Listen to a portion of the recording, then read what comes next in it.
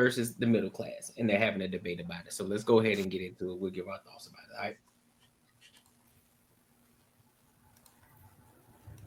Institutional and systemic barriers that prevent some people from becoming successful.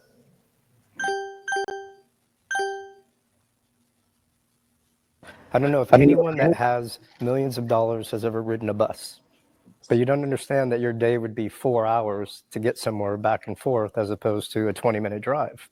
And so the shift in all these things that happen are highly destructive. And it's not that people become lazy, it's because they become overwhelmed. Education, access, knowledge, accessibility to almost everything. Redlining. But that's like how complex adaptive systems work. That's what we go over. The number one determinant of outcomes is your initial conditions. Like that's biology. That's how complexity systems, that's how the universe is designed. Right. So, you know, it just is what it is. Like, you know, like that's how the nature of the fabric of biology is. And so, you know, we can sit here and complain how it's not equal, but that's just how it is. Like, of course, it would be a utopian society where everybody, but then we could have that if we had, like, imagine we had unlimited energy, right? Because money is just stored energy, right? Like that's all, you go to work, you expend your energy, they give you dollars, right? And that's where the real disconnect is. You're getting dollars in exchange for your energy, but then the dollar is losing its value and you don't know how to offset that. So then everything gets a little bit harder. And more energy you put out. And so, but all my point is on this is like, there's for sure barriers. Like if you're in a club, you know the right people, your network is your net worth. I mean, this is how the world works. And like, I don't really think there's any way to unwind that. I mean, it's interesting to hear you say that it's a fact of biology in the universe when we know that these are man-made systems. We know that these are man-made policies. It's not that, you know, the universe or God or our biology has determined that it's right to redline.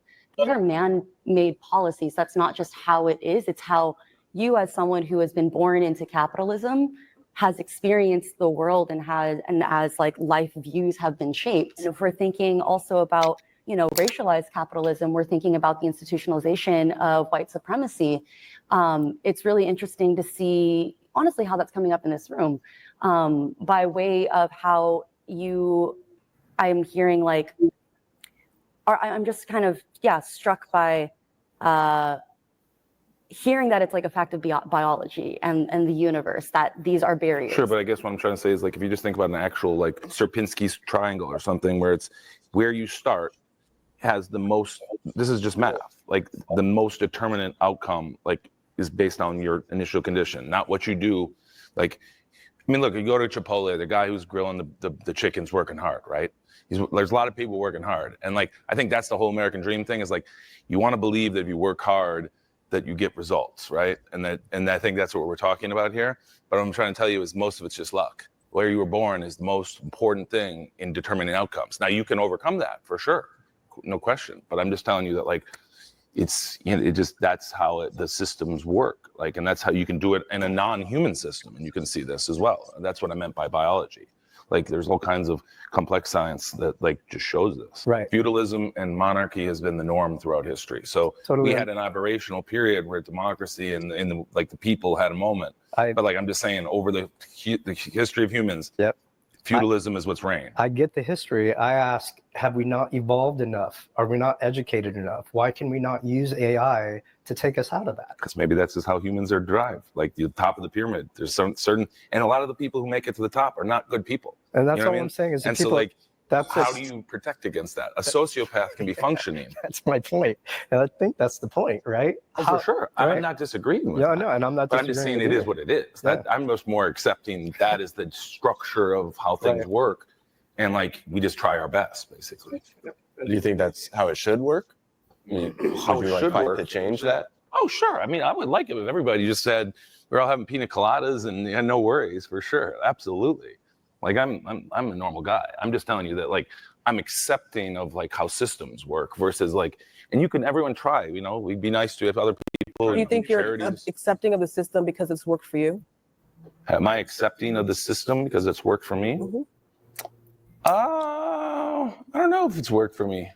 I mean, there's been things that have not gone right in my life, but no, I'm just accepting because I'm kind of philosopher or science person. Like I just look at how things are and look at history. I mean, yeah, sure. I mean, I've had a nice life, so I guess I'm just more. It's easier to have that position. Let's put it that way. I'll agree with that. There's definitely a bigger and growing gap between, you know, the ones that do not have anything and the ones that have everything, simply because, you know, that's how economics work these days. The investments opportunities, you know, you can multiply them much more versus people at the bottom. They're pretty much living paycheck to paycheck, right? That's sort of like they cannot think about investments and savings. And so at first I thought when you mentioned biology, I thought, well, maybe you're talking about survival of the fittest, right? Because you think about the evolution, the people who live in paycheck to paycheck, they find extra time because they're ambitious, because they want to grow, because they want to achieve American dream. They want to grow better and get better and better. In this case, they kind of slowly rise up, and so there is an opportunity, again, pure due to the evolution, to go up, right? On the other hand, the ones that already have plenty, the billionaires that are in the world, I mean, you know, that typically by the third generation in families, you know, wealth disappears. So like, you know, whoever's on top, they eventually is going to go down, versus there is always an opportunity for people to go up. And so again, if they believe in evolution, in this case, survival of the fittest, people are going to succeed. Like think about elite university. Yeah, so they pretty much just piggyback it off of each other, basically. So who want to take this one? Who want to go first on this one? Don't know. I'll speak at once. Well, I mean, I guess. Go ahead. Yeah, mine will be quick. I mean, I think it could be both. I think it could be luck, and I think it definitely has a lot to do with hard work, obviously. But sometimes you just might, you might just get that thing and it starts you off. It's happened to be luck. Actually, I was talking to some dude at work today. He happened to buy a foreclosed home for $6,000. Was able to flip it for $260 a couple years ago. So with all that profit he made, he could have started his own business with just flipping houses, because typically that doesn't happen. You don't get that much off your first one. So that, I would say that would have been luck, and that could have rose him to be a millionaire. So I think, I mean, everyone can be. I mean, shit, you can go buy a dump truck and talk to people on job sites and say, hey, I'll do it for less, $1,000 less when this person does it, and get all their fucking business. And you can just run them like that. So everyone can do that. So I think, to become a millionaire, it's in the person. It's what it is. I used to have a digital advertising business, and I would pretty much just freelance myself. And I talked to a lot of millionaires as, I was providing service for them. And I always went out to lunch and all that stuff and talked to them and see, like, how did they get to where they at? And they were like doing the same thing you're doing, but it's going to take an immense amount of work, dedication, and you got to be ready to, you may not have a life. Straight up. A lot of these millionaires, these people up here, they really don't have a lot of social life. And I think in the last 20 years, the last 20 or 30 years, 75 to 80% of first gen millionaires, they was like the first gen millionaires. Like, it wasn't through inheritance. So it was like, as you can see, as time is going and technology is advancing, I'm not going to say it's easy to become a millionaire, but if data suggests, if 75 to 80% of millionaires are first gen millionaires, it is easier accessible than before. But at the same time, I know I got a friend, he owns a business. He's not quite a millionaire, but he got his own facility where he do DNA testing. And he was like, man, I know back in the day I was on that whole entrepreneurship rah stuff, but he said, man, this ain't for the weak. Not too many people finna go through everything that I'm going through. A lot of times it's a lot of risk that's involved. You got to make payroll, especially if you start elevating your expanding your business, and now you got employees. Sometimes he had to sell stuff and do a whole bunch of stuff in order to make that payroll, because at the end of the day, you're not even a business person no more. You more your employees. That's who you working for, because they got to be straight. They got to be able to come home and have a a work-life balance so they can come and make the money and make sure your business is operating at full optimal. It's fully optimal. You know what I'm saying? So it's a lot of sacrifice that a lot of people are not willing to go through. They won't even they barely do it at work. They clock out at 4:49. They get there at 9:15. These millionaires in the beginning stages of building their empire, sometimes their businesses was not successful the first 6 businesses they had. And a lot of time they put in way more work than the average person that's actually doing the job, right? They acquire majority of the risk. So the whole, I can tell through the conversation that they having right now is two people from two totally different sides of, like, I guess, the spectrum or something like that.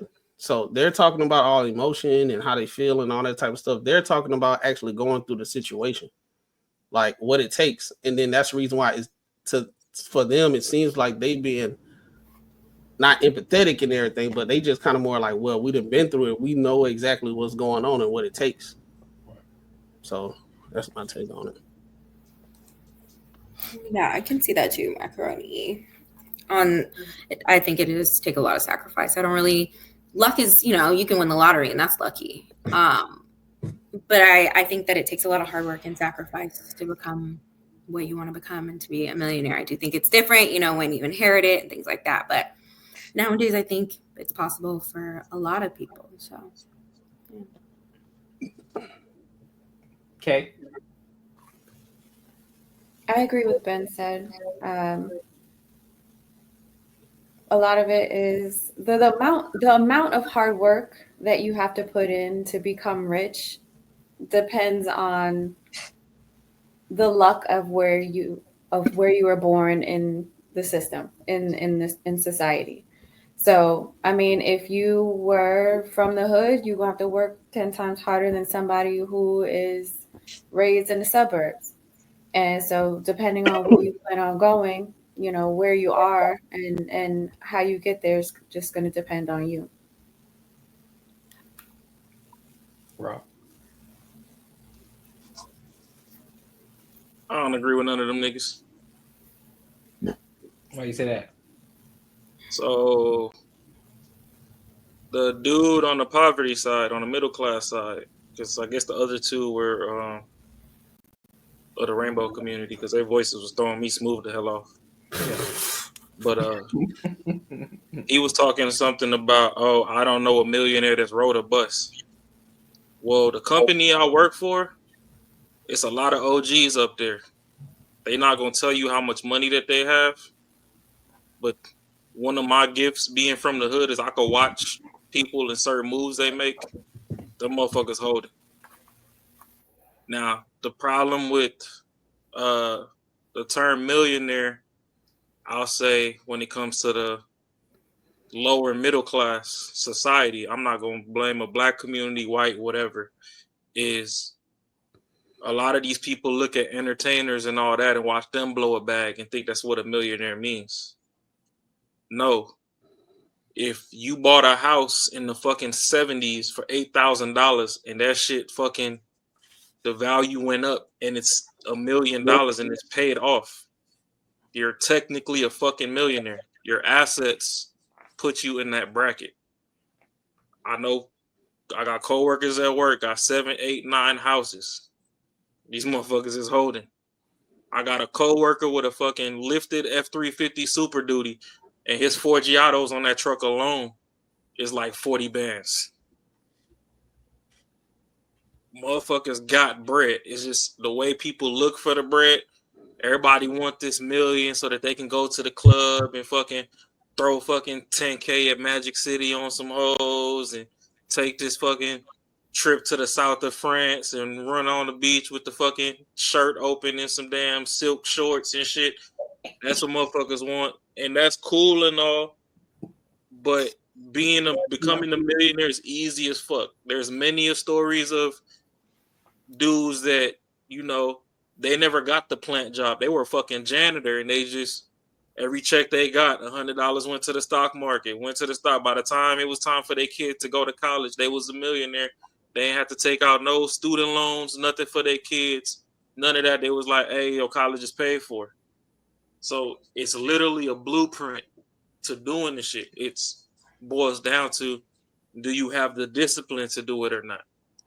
I agree with that too, because I think one of the biggest issues is social media has got everybody on this wave of entrepreneurship, and I just want to be an entrepreneur. I want to live life free. That's cool, but most 20-year-olds aren't finna live their life. Most 30-year-olds aren't. Now, are there more that's doing it because of, again, social media? Yeah, of course there are, but more millionaires are made through 9-to-5 jobs than there are entrepreneurs. So when you start to learn how to invest in your 401k, when you learn to invest in your Roth IRAs, when you learn to invest in your stocks, when you start to have that discipline, like you said, when you have a certain percentage coming out of your paycheck going into the stock market, and you're not looking at that, you're not just focusing on that money, you just throwing away, it don't even exist to you. Over time, you're gonna realize that money is compounded. That's why I advise a lot of people, if they haven't read it, read the book on compounded interest, compounding, right? And also read the book on The Richest Man in Babylon. And then after that, read the book, you know what I'm saying, Rich Dad Poor versus Poor Dad. Those are great foundational beginner books for anybody to read if they want to start to redirect the path on trying to become that millionaire, right? Because it sets the foundation for you and where you're trying to go. And so, do I believe that it's hard? I believe it's a mixture of, I think it's hard work and preparation. I don't think it's luck. I honestly don't. Now, if you look at it from an entrepreneur standpoint, yeah, you still gotta work hard, you gotta put in, you gotta sacrifice, you gotta do all these different things, but it still may not work for you. You know what I'm saying? So yeah, so it may be a little luck in that. But then if you have the preparation and then you're doing the things from a different standpoint, I'll give you a prime example, doing this platform, having this platform, but also working a 9-to-5, but also investing in my stocks, investing in my Roth IRAs, investing in the 401k. So I have a plan overall, but I'm building this on the side. So once this becomes a point where we're making an egregious amount of money to where it gets in the way of the job, then that's a whole different story. But I'm not just going to say, yeah, you know what, man, I'm going to go ahead and go full time because I believe in my dreams. Now, fuck the dream. I'll focus on my dream when I get the money. Then I can focus on that side shit, talking about my dreams and what I really want to do. Like, we trying to get to a bag. Even in that regard, right? This is where sometimes learning from other people can help. Yeah. So, let's say you did want to quit your day job and focus on this full time. Do you have a support system that'll allow you to do that? Like, you got your Kai Cenats and stuff. They running up a stupid bag, but they were smart enough to do some shit while they, were living at home with mom and dad. Facts. A lot of us, we fucking live at home with mom and dad, and we like, oh, we got this extra free money to go get some drip and go pull some hoes. I done told y'all, I'm a fucking hood nigga. I done did this shit. I done did walk through to the mall and blew 10 bands in one day. But I also had people sit me to the side. It was like, hey, that 10 bands that you threw, if you would have did this, this, and this, you could still go blow the 10 bands, but that 10 could have made you 100,000. Listen, bro. Let me cut you off real quick. If shit were to go, I would move to Atlanta where my parents live, and I would, as a 35-year-old man, I would definitely move back with my parents. I would stack up my money, 100%. I'd be working 2 to 3 jobs. I would stack up my bread. I ain't worrying about what nobody else think. Oh, you a bum, you live with your parents. Nigga, I don't care. We trying to stack this bread back up because I know how to do it now. So therefore, if I lose it, I know how to get it back, and I know how to get it back 10 times quicker. So I'm not worried about that. You know what I'm saying? So that's why it's important to have the foundation to understand. And I think that's based off of what we were just talking about previously on the other topic. These are the conversations that need to be had. Not what's going on, not what everybody else is doing. These are the conversations that need to be had. Niggas, you don't have to do anything extravagant let's be honest about this. You mentioned it before. Clint mentioned it before. Macaroni Tony mentioned it before. These millionaire motherfuckers are basic as shit. They're born as fuck. Their life is born. They have routines. They do everything as a routine. You can literally look at them. If you wanted to be a thief, you can know exactly what they do because they are on exactly routine. You'll know exactly how to get them. That's just how routine they are. So when you follow that blueprint, it's nothing extravagant. It's nothing over the top. It's basic as fuck.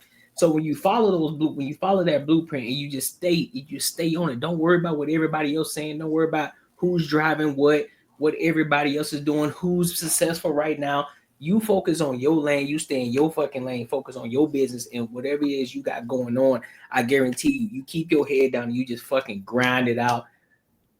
Stack your money up. I guarantee you'll be in that position talking about, yeah, bro, I'm a millionaire. I can show you how to do it. But don't nobody want to listen though, because they want to see you with the gold chains. They want to see you with the Lambo. They want to see you with the fucking the 7-bedroom, 4.5 bath house. Don't sitting on 2 fucking acres. Nah, nigga, you don't need that. Let's be honest. A lot of y'all don't need that. You just want it so you can go around and stunt on your home. Yeah, nigga, you know what I'm saying? I got this, I got this Lambo, I got this new S550 or whatever the case was. I got this new G-Wagon I just pulled up on. I'm stunning on y'all niggas. Man, I might have my G-Wagon. Yeah, and that's cool. When you feel me, that's cool. But make sure, you know what I'm saying? Of course, not you. I'm not talking to you, but everybody else, make sure you got your ducks in a row first. Make sure you ain't got no debt. If you make sure your assets is the one that's paying for it, not the money that you earn. Make sure your assets is paying for it. If you ain't got no debt, shit, ball the fuck out. Because you got to get rid of the money anyway. So if you don't want to pay an egregious amount of taxes. So no, and that's the play is that we'll go cop the lamb and all that just to pull back through the block, not understanding what all could tie off onto that. Yeah, fuck then that. They'll go look at this white dude that got this Toyota Camry. No, that's the car that he lets you see. Yeah. The nigga got the S550 at the crib. He got the AMG G63 at the crib. All those were tax write-offs to fucking shave some bread off the top at the end of the year. Yep. He not gonna pull up on you like that because he know you looking at him a certain type of way. Yep. Another thing with a lot of these millionaires, just as you said, these motherfuckers boring as hell. Yep. So when you come from the bottom, there's a certain amount of excitement and character development that you go through to kind of survive, without thinking about the poverty and shit every day. You can pull up on these motherfuckers with personality alone, 2 to 5 years. Ain't no way you shouldn't be a millionaire. These motherfuckers want you around. You the most fucking entertainment they gonna have in their day. And guess what? Once they start teaching you some shit and they realize you're learning and you're taking what they're saying into consideration, they can start teaching you more and more. That also incentivizes you to be around them more. So it's still a trade-off. They washing money into your pocket, you washing entertainment into their purview, keeping them happy. I mean, just like they say, if you show fucking 9 people, we know the 10th person is going to be like the rest of the group. Birds of a feather flock together, whatever. Yep. So that's the thing. It's like, and I mean, shit, only one person, well, I guess 2 people up there look like they white because dude in the fucking blue shirt had an accent. Yeah. So it's like, from the outside looking in, everybody like, oh, don't nobody want to hear from 3 white guys. Well, they're not even your standard fucking Miller, Idaho ass white. Like, homie in the blue shirt might be from Italy or some shit. You know what I mean? Like, it's different. It's immigrants on their side too. Being probably Italian. Being million, yeah, he probably Italian. He look like an Italian. Yeah, and I mean, shit, that midsection looking kind of soft. So I know he done blew it before. He just had that cushion to make it back. You can't tell me he ain't fucking throw a couple Project X parties with daddy's money before he realized, oh shit, I'm next up. Shit, blue shirt, fresh off vacation. You see that, Ted? On my mama, he is. He just got off the yacht. And there's probably 3 black bitches on there that ain't learned shit but how to twerk some more ass in front of rich people. They ain't learned how to not invest, not name dime. We seen that video the other day where they was trying to get Shorty to order DoorDash on the yacht, and she talking about she only got $130 in her account. And homie was like, shit, you in the wrong spot. You should be at work, clocked in. Why you over here? That's crazy. He told it to her face, straight up. And I'm not gonna lie, I mean, shit, it is what it is when you come from certain backgrounds. But at the end of the day, we need to be able to learn from each other, and you know, we need to also broaden our definition of words. Like millionaire don't mean that you just got $1 million cash disposable in your pocket. It means if you die today, you got $1 million worth of shit you can divvy out to pay off shit if shit's fucking still in limbo. You know what I mean? It's like, okay, yeah, you got the trust fund babies and all that. Like on the millionaire side, homie was saying, you know, 3 generations away from whoever created the wealth, the shit squandered. That's because motherfuckers be so focused on getting to the bag, like Max said, they ain't got time to fucking sit down. They don't teach retention. So on our side, we struggling to learn how to just get to the fucking starting line of being a millionaire. On their side, they're not even teaching how to keep the shit in the fam. They're not setting up the right types of trust. There's trust that you can set up for your family members to where they got to hit certain milestones before the shit even pay out. Yep. There's trust you can set up to where a motherfucker can't sell your house when you die.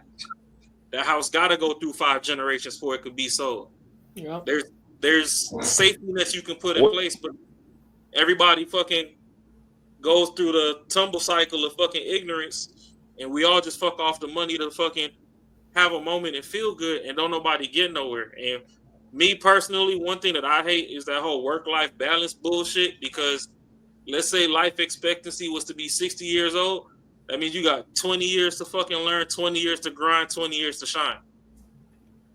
So motherfuckers trying to do 8 hours on the clock and then 4 or 5 hours of balling and then go to sleep. That's dumb. You gotta, if you gonna compound some shit, take 5-10 years out the games. Quit going outside buying bottles and all this shit. Quit smoking cigarettes. Quit drinking your alcohol.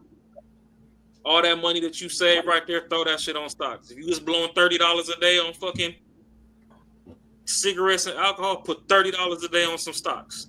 Pick that. Hey, so you hear a key thing that he said though?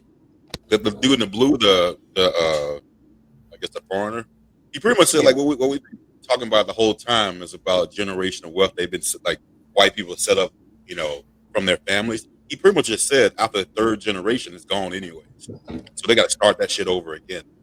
So it's not like, you know, we might think that that shit lasts forever through a family, but a lot of times that 3rd generation fucks it all over and blows all the money and got to start that shit over again.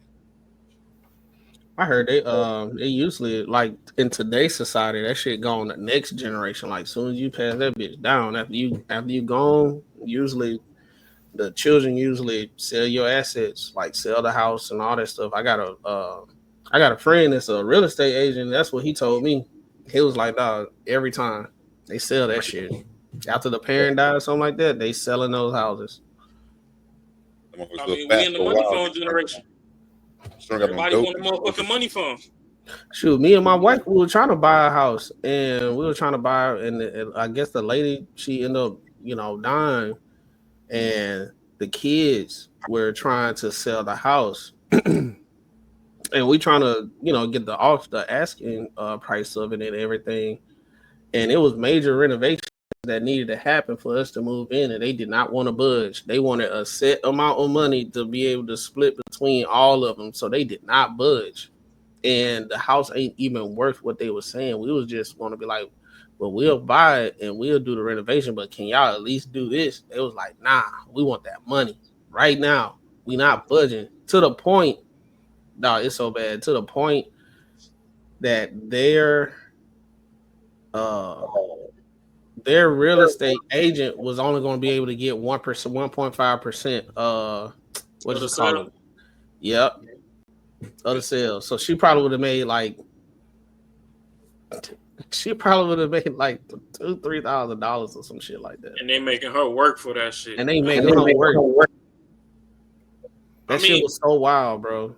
That's kind of how I got my house. Was the owners that actually bought the house, they passed away, but the difference was the courts made them sell to split assets. So the kids, the 2 daughters, they had.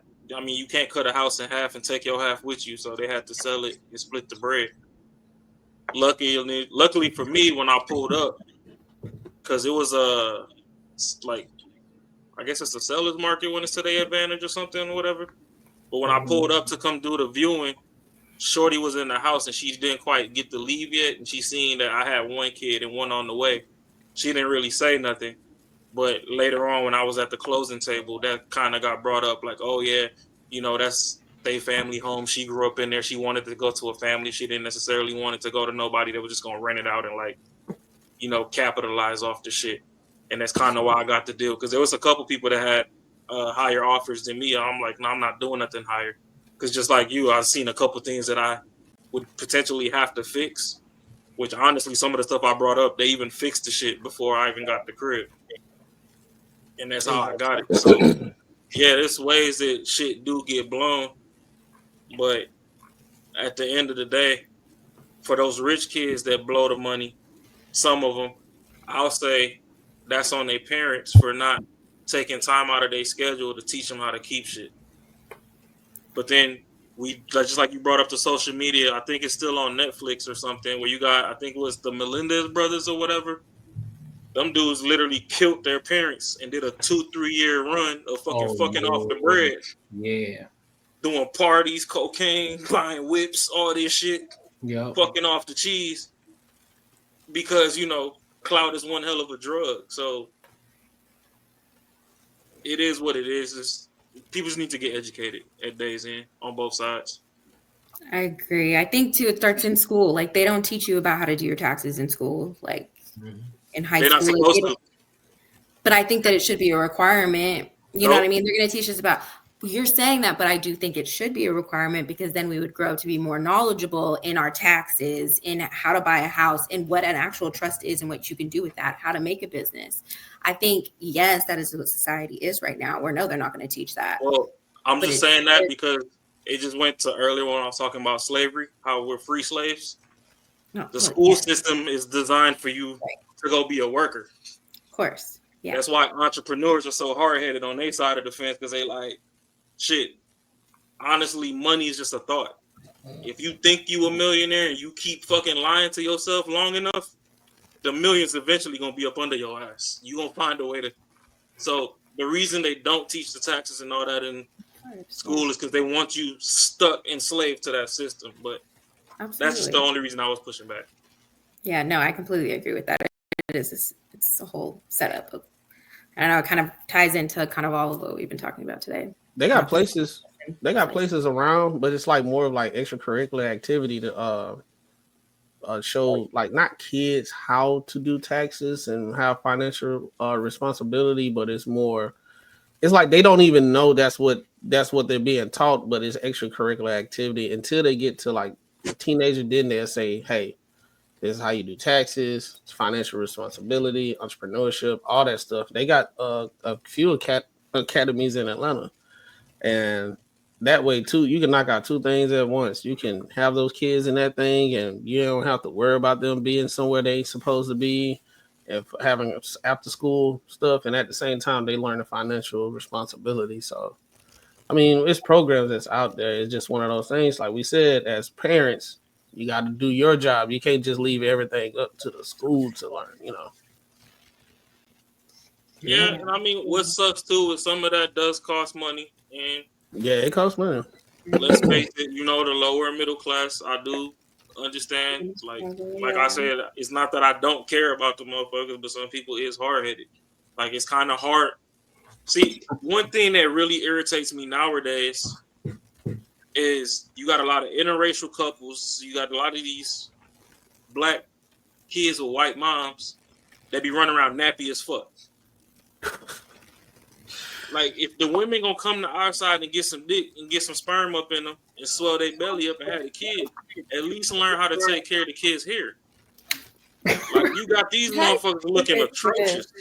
These motherfuckers look atrocious.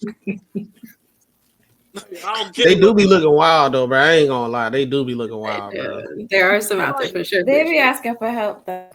Some of them be asking for help. Yeah, but then they use the help for fucking 45 days like it's a free AOL trial and it's back to the bullshit. I'm like, Nah, yo. they get the help when he start getting roasted at school. They like, Mom, Yeah. they roasted me at school. What we about to do? I don't know what to do.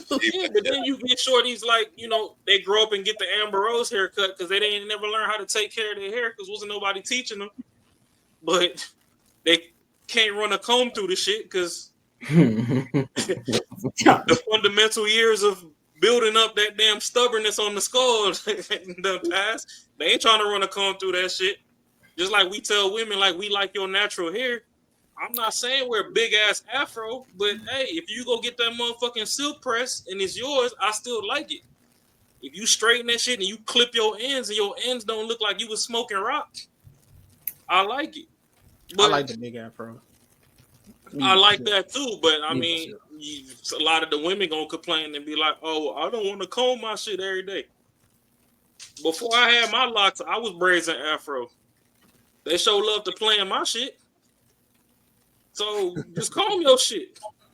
If I tell you, "Hey, it's time for a date or whatever, we about to go out," it take you an hour and a half to peel yourself out the fucking mirror, putting all this Sephora on that you finna stain my damn shirt with. Just comb your fucking hair while you there too, then. Or if I take you out and I snatch your tracks out and it just came with the date, it is what it is. But hey, bro, somebody gonna clip you up, bro. They gonna have like a whole they gonna have a whole compilation of you saying the most wild shit. Well, shit. Enjoy your life. Get it back. Like. At the end of the day, she might got 15 toes. They still going in the air. To the ceiling. I'm talking about in there. Before we jump in, be sure to hit the subscribe button. Listen, this channel is for people who want to have real conversations, no fluff, authentic, where we talk about money, mindset, and relationships and everything else under the sun, as long as it gets back to the money and how we can level up in life. Now, let's be real. Subscribing to this channel helps my content reach more people, which gets me closer to monetization so I can continue to keep giving you high quality content. Now, if you rock with that,